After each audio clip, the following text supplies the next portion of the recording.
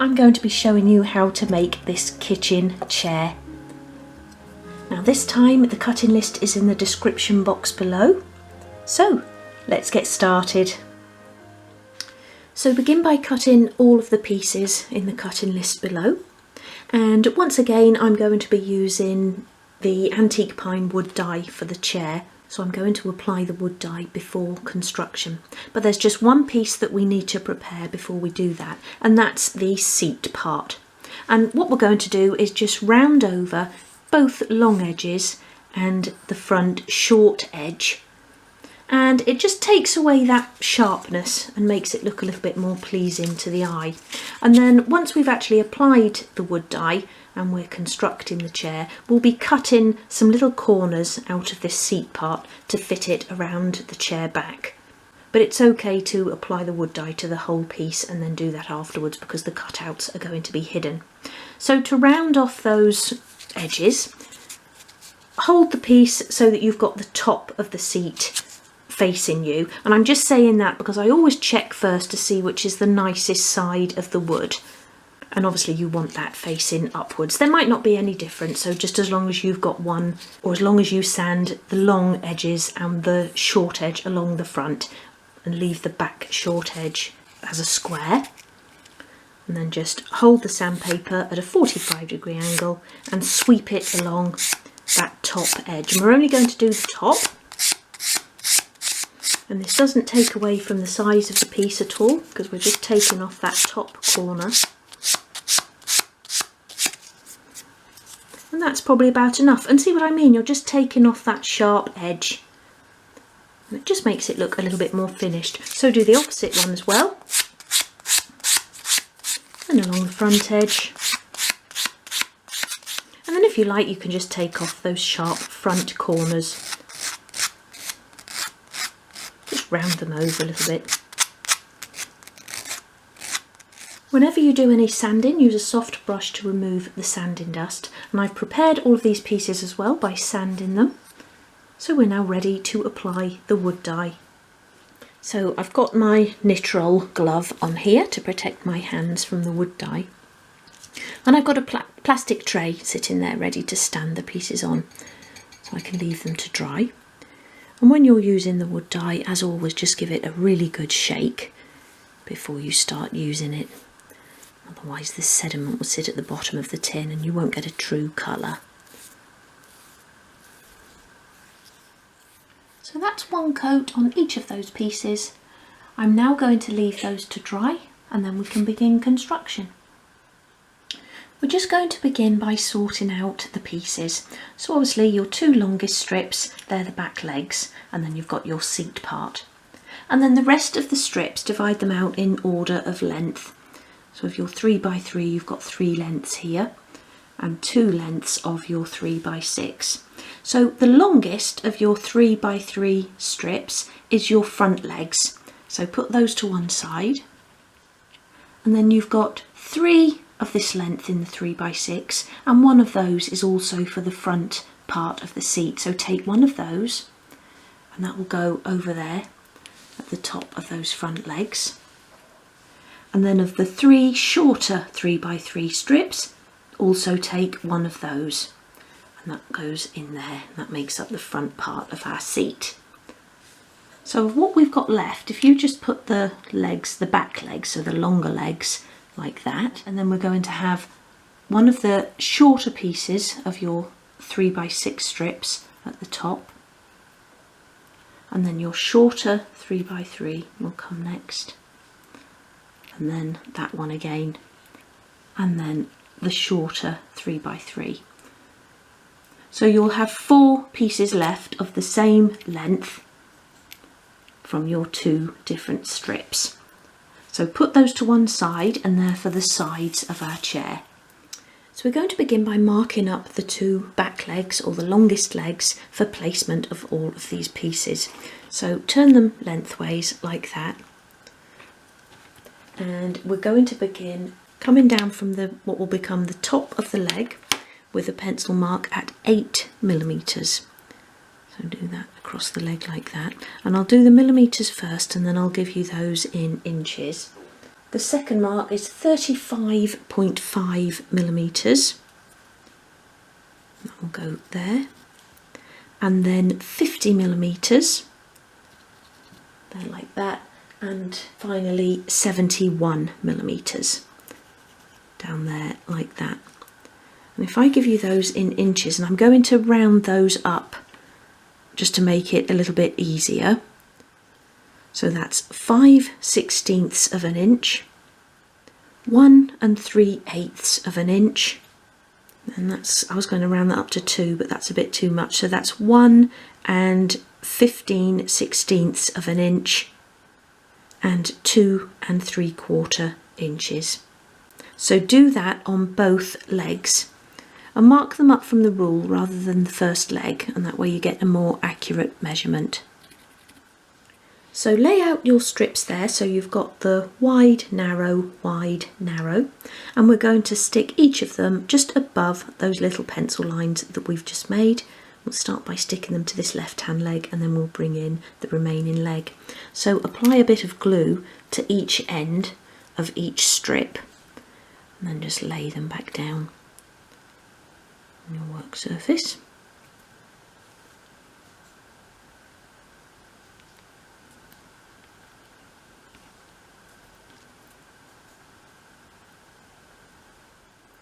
Final one, like that, and then begin sticking them to that first leg. Press them into place just above the little pencil line.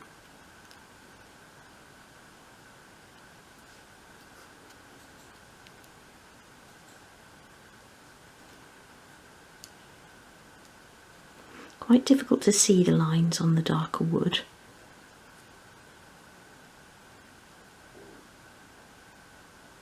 Make sure you're putting it in the right place, and then bring in that remaining leg and just line them all up, and then we can press it all together. That one needs to just pop up a little bit. When you're pressing that together, just be really careful, because with things like this you can sometimes press and then they all just sort of pop apart, fly all over the place. Just be really careful, and you can sort of hold on to it and still manoeuvre them. And you've got a bit of time to jiggle things around before the glue begins to take. Just make sure you're happy with the positioning of all the pieces. Make sure as well it's all flat against your work surface. I'm just going to turn that towards me like that so I can get a better press on it. So press and hold. Remove any excess glue if you have any. Then you can just gently slide that piece across your desk, and that can be left to dry.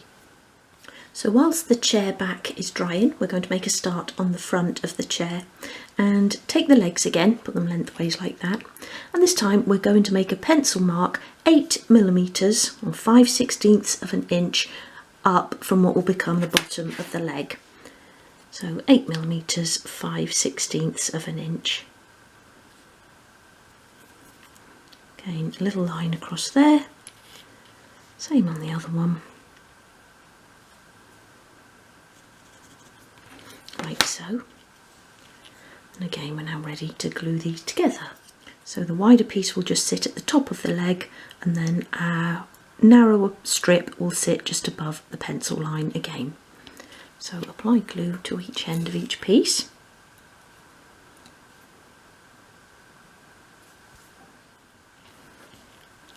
So stick that to the left hand leg, making sure you've got a nice flush line along the top there. And then that one goes just above that little pencil line. And then you can bring in the remaining leg and line that up as well.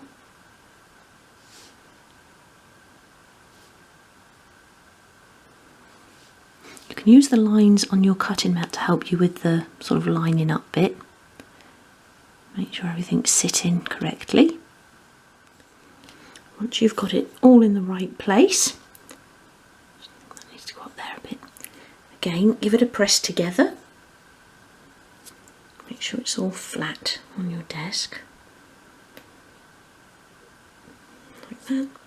Remove any excess glue. if you have any. I've got a little bit in that corner there. Really carefully. And that piece can also be left to dry. Once you've allowed enough time for those pieces to dry off, erase rather than sand away your pencil marks. And with an eraser you're not going to take off the wood dye. So you can now bring in your remaining 4 strips and lay them in line with the thicker strip and the thinner one at the bottom there. And then we're going to attach these level with the strips that are already in place. So again, apply glue just to one end of each one this time.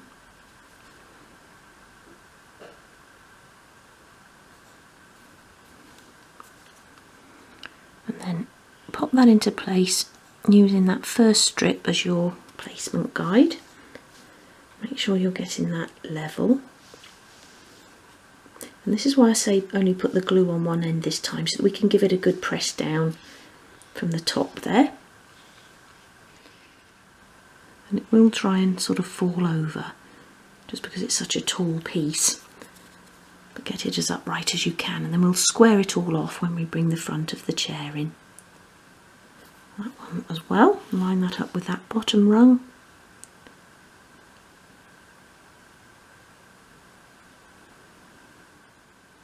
This is where it tries to stick to your finger.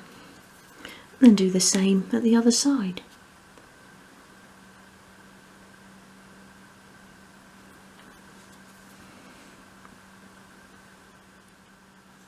Like so. Again, remove any excess glue. And you don't want to let these dry into place for too long, because we may need to manoeuvre them to fix the front into place. So just be as gentle as you can with them, and then put a little bit more glue onto the front of each one.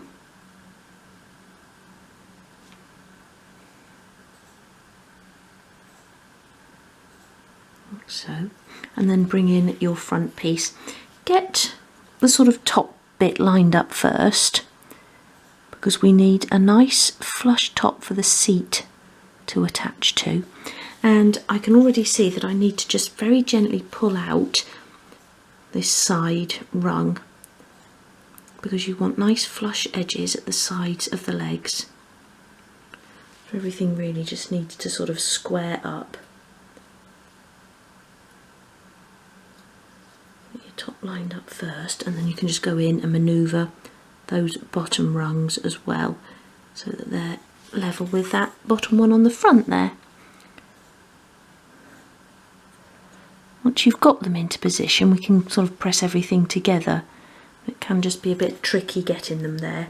So I'm happy that that side is lined up. Let's have a look round there. That needs to go up there.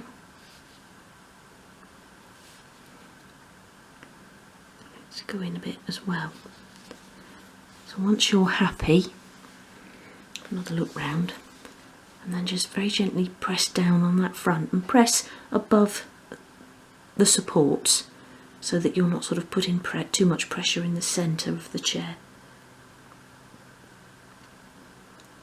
And this is a bit fragile at the moment, but once we've got the seat on, that will strengthen it all up. And I've still got a little bit of excess glue to remove, and I've just seen a pencil line that I've missed as well. So I'll sort those out, and then we can get the seat into place. So that our seat part will fit around the back legs, we're going to cut a little 3mm square out of each corner from the back of the seat. So get it lined up so that you know where you're going to be making the cut, and then we can make those pencil marks onto the seat. So you want to come across from each side by 3mm or 1/8 of an inch. Do a little pencil mark at each end like that. And then turn the piece and come down by 3mm as well. So just a little 3mm square from each corner like that.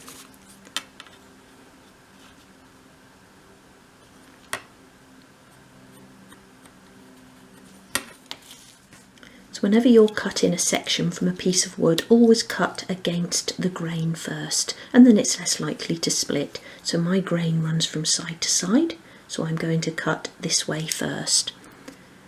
So just use the tip of your craft knife, like that.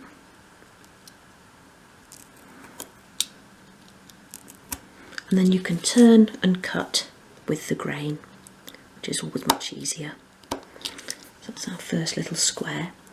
And I always just cut them out exactly first, and then if I need to make any adjustments, I do that after sort of giving it a dry fit to the chair.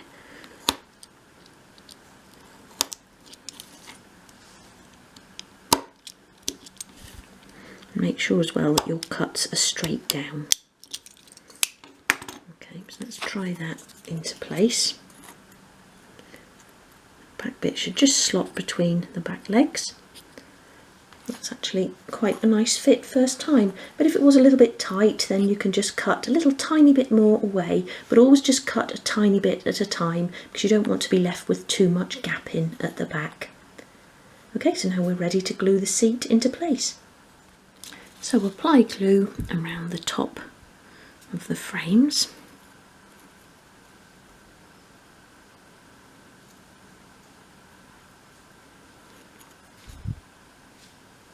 And with these little chairs, it's really easy to make adjustments. So you could do the back slightly differently if you wanted some slats sort of coming down at the back rather than going across. Or you can use thicker pieces of strip. You can shape the pieces of strip, maybe have a curved piece at the top. So there are lots of things you can do to sort of personalise the chair. Even with the bottom rungs, if you didn't want one going straight across the front, you can just put one across the middle. But once you've sort of got the basic technique of making a chair, then you can easily adapt it. So I'm just going to put a little bit of glue in each of those cutouts as well, just to make it really secure. And then you can just pop that into place, like that. Give it a good press down. Again, pressing on the more sort of solid parts of the chair.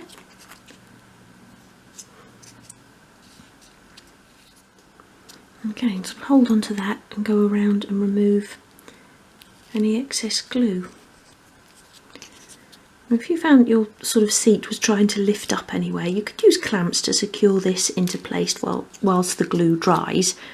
But I'm just going to give it another good press and then just leave it to dry. So my top is actually sitting quite nicely on there. But like I say, if you find it's lifting or anything, then just put a couple of clamps on and leave it for half an hour or so until the glue has dried. So I'm going to leave that to dry now, and then I'm going to give it a final coat of wood dye.